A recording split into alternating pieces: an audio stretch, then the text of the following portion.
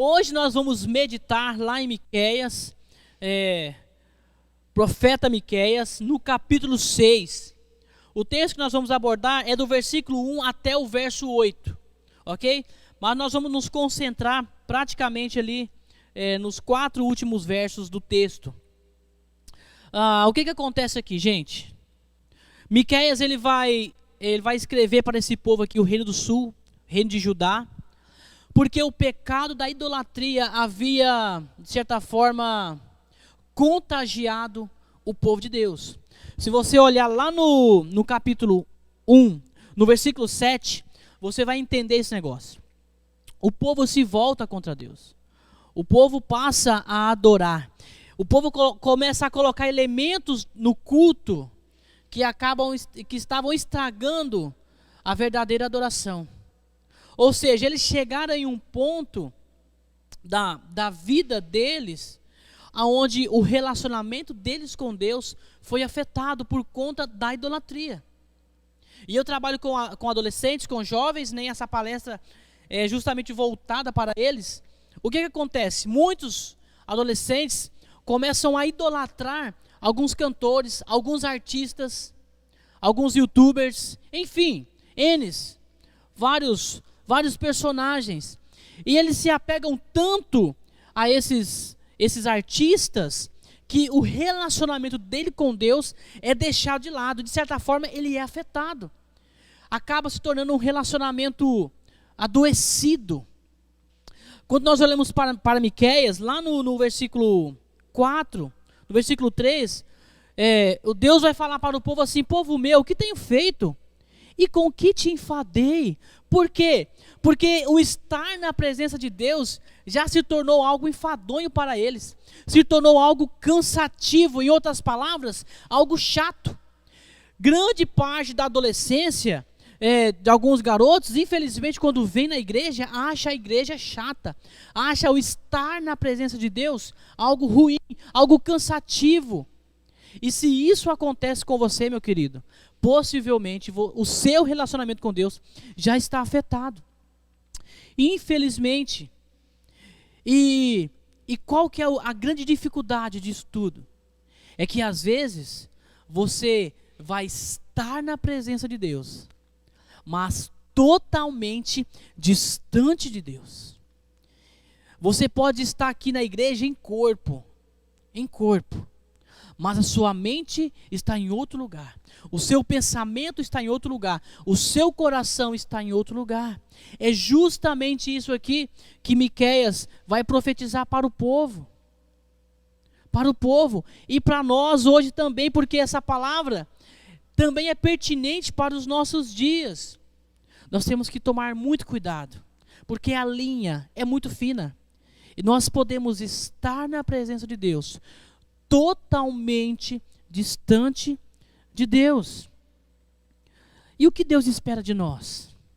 Para que o nosso relacionamento com Deus ele seja, de certa forma, reconciliado. O que Deus espera de nós? Para que o nosso relacionamento com Ele seja estabelecido novamente. A primeira coisa que nós temos que ter na nossa mente é que nós devemos abandonar a religiosidade. E eu só vou tratar de 2 pontos aqui, ok? Nós temos que abandonar a religiosidade.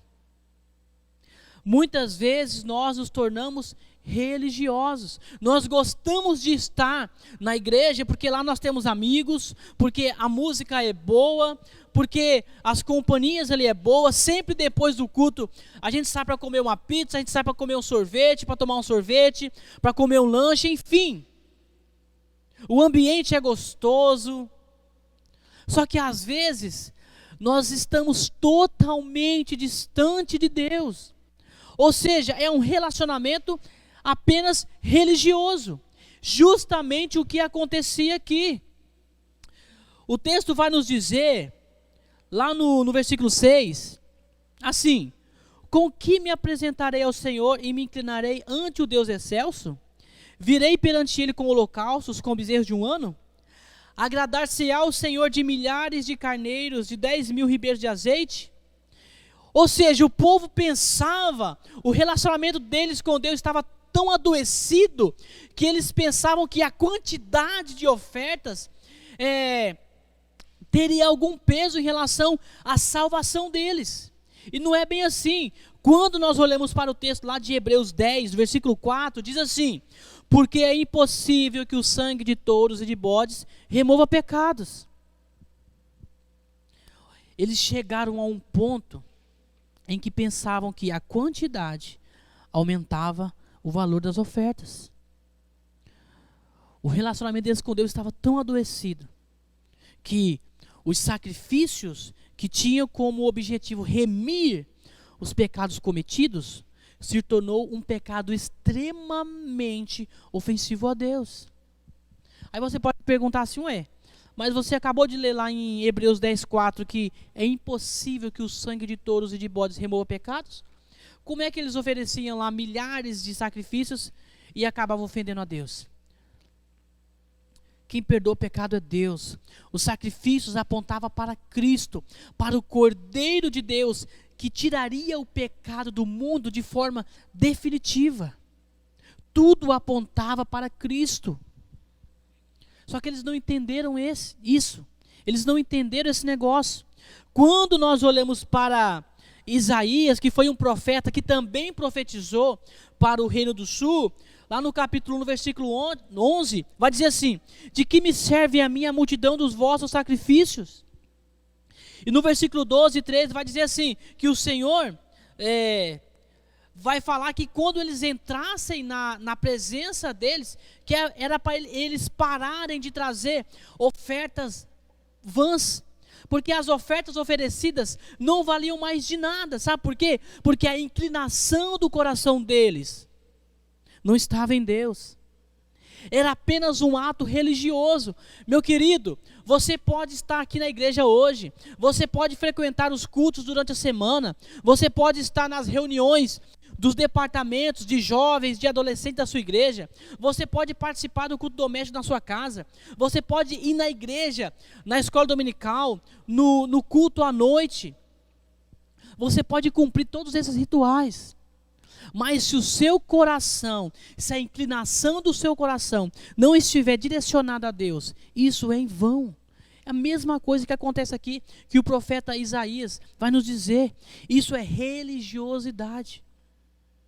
E o que Deus espera de nós, para que o nosso relacionamento com Ele seja estabelecido, para que seja um relacionamento íntimo, é que nós temos que abandonar a religiosidade.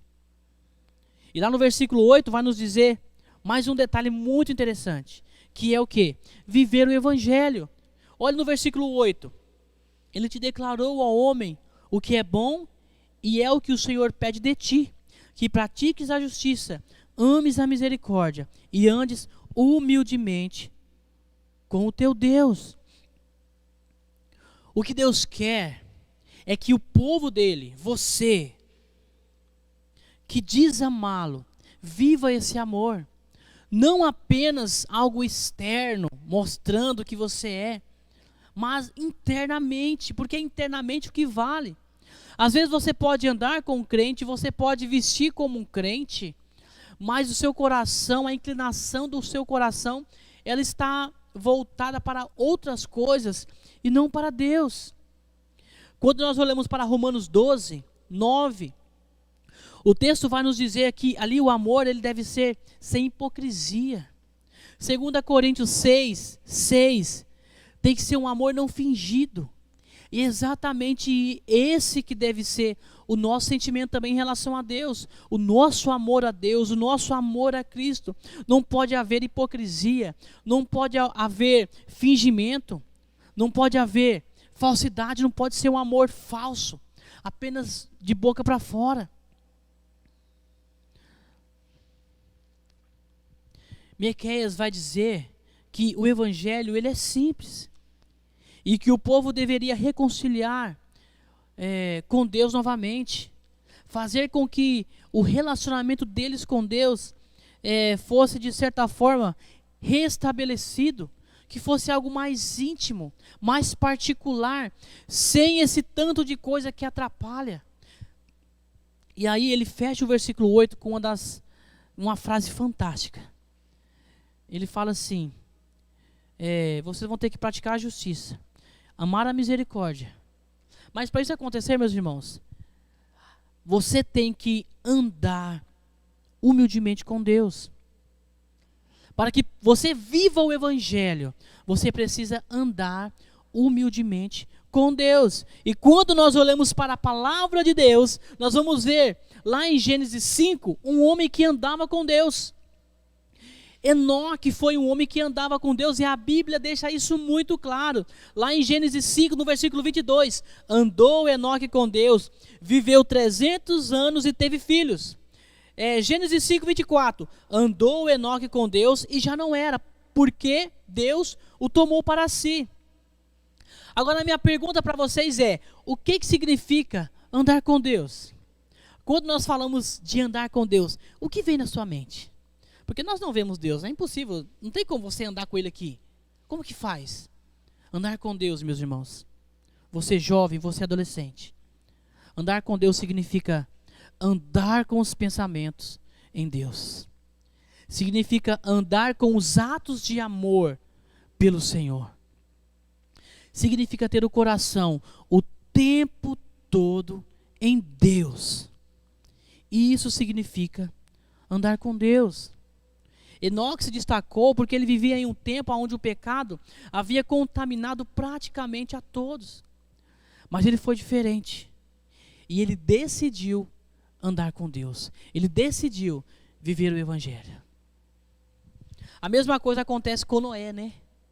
Noé, Gênesis 6, 9, vai dizer assim, que Noé era um homem justo e íntegro entre os seus contemporâneos. Noé andava com Deus.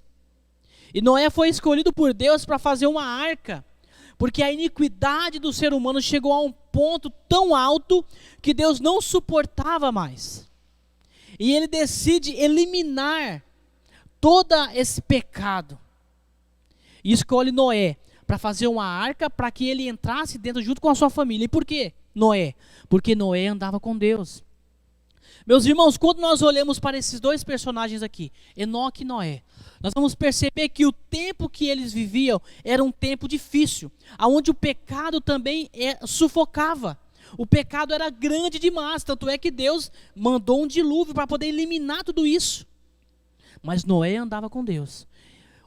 Uma característica desses dois personagens é o seguinte: eles não foram mudados pelas circunstâncias que eles viviam ali, pelo tempo dele. O tempo deles não mudou a inclinação do coração. E é isso que nós devemos também fazer.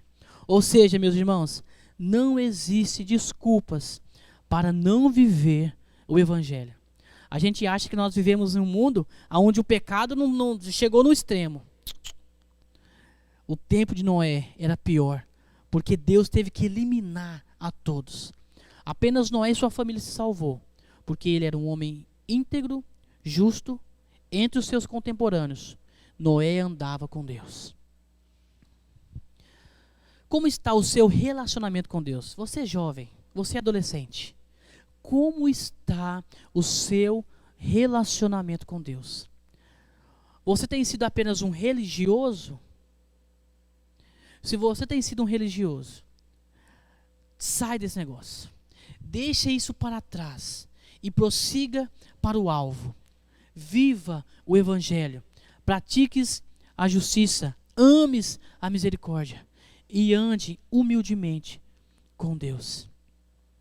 Só você sabe como o seu relacionamento com Deus está. Só você sabe. Porque só você. É íntimo. Isso é particular. Mas Deus conhece o seu coração. E se você pedir ajuda a Ele, Ele vai te ouvir e vai te ajudar. Que Deus abençoe ricamente a sua vida.